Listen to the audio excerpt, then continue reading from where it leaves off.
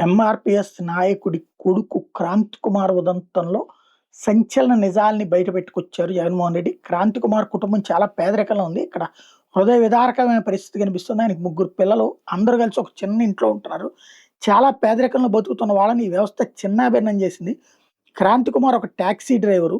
8 ఏళ్ల క్రితం ఏవో చిన్న కేసులుంటే వాటిని కూడా కొట్టేశారు. శిక్ష కూడా పడలేదు. అయినా క్రాంతి కుమార్‌ని రోజు పోలీస్ స్టేషన్‌కి రమ్మని 3 నెలలు వేధించారు. ఆ వేధింపులు తట్టుకోలేక ఆత్మహత్య చేసుకున్నాడు. ఆ స్థాయికి పోలీస్ వ్యవస్థ దిగజారిపోయింది. తనకు 40 ఏళ్ల కంటే తక్కువ వయస్సు, ముగ్గురు చిన్నపిల్లలు. క్రాంతి కుమార్ ఏ నేరం చేయకపోయినా పోలీసులు ఎందుకు స్టేషన్‌కి పిలిపించారు? తనని 3 నెలల నుంచి రోజు స్టేషన్‌కి పిలిపించి వేధించారని, హింసించారని క్రాంతి కుమార్ తన వీడియోలో మరణ వాంగ్మూలం ఇచ్చాడు. పోలీసులు బలవంతపెట్టి తనతో చేయించకూడని పనులు చేయించారని ఆ వీడియోలో చెప్పాడు.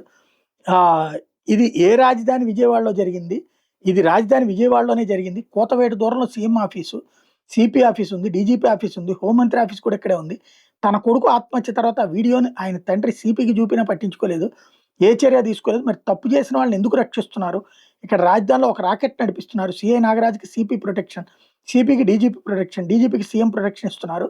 ఒక నెల వ్యవధిలో 2 మరణాలు కృష్ణలంక పిఎస్ పరిధిలో. ఒకటి లాకప్ డెత్, మరొకటి ఆత్మహత్య. అక్కడ సీసీటీవీ ఫుటేజ్ కూడా లేదు. పోలీస్ స్టేషన్‌లో తప్పనిసరిగా ఉండాల్సిన సీసీ కెమెరా ఫుటేజ్ మాయమైపోయింది.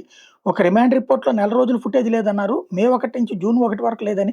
మరో దాంట్లో 18 నెలల నుంచి ఫుటేజ్ లేదన్నారు. ఎవరు పడితే వాళ్ళు అలా సీసీ కెమెరాలో ఫుటేజ్ తీసేయచ్చా? మరి బ్యాకప్ ఉండదా?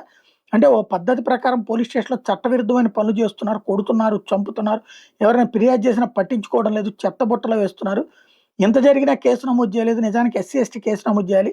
ఆ కుటుంబానికి ప్రభుత్వం ఏం సమాధానం చెప్తుంది? ఈ కేసుకు సంబంధించి న్యాయ సహాయం మొదలు అన్ని రకాలుగా వాళ్ళకి మా పార్టీ తరఫున అండగా నిలబడతాం. వాళ్ళకి న్యాయం జరిగేలా అవసరమైతే కోర్టులో కూడా పోరాడతామని జగన్ చెప్పుకొచ్చారు. అదే సందర్భంలో వాక్ స్వాతంత్రాన్ని దూషణకు వాడితే చర్యలంటూ పవన్ కళ్యాణ్ చేసిన ప్రకటన మీద మీడియా ప్రశ్నిస్తే అది ఏ సందర్భంలో అన్నారో, ఎవరిని ఉద్దేశించి అన్నారో, ఎందుకన్నారో నాకు తెలీదు. కాబట్టి జర్నలిస్ట్ అంతా గతంలో సోషల్ మీడియా వేదికగా ఏం జరిగింది అనేది ఒకసారి చూడాలి.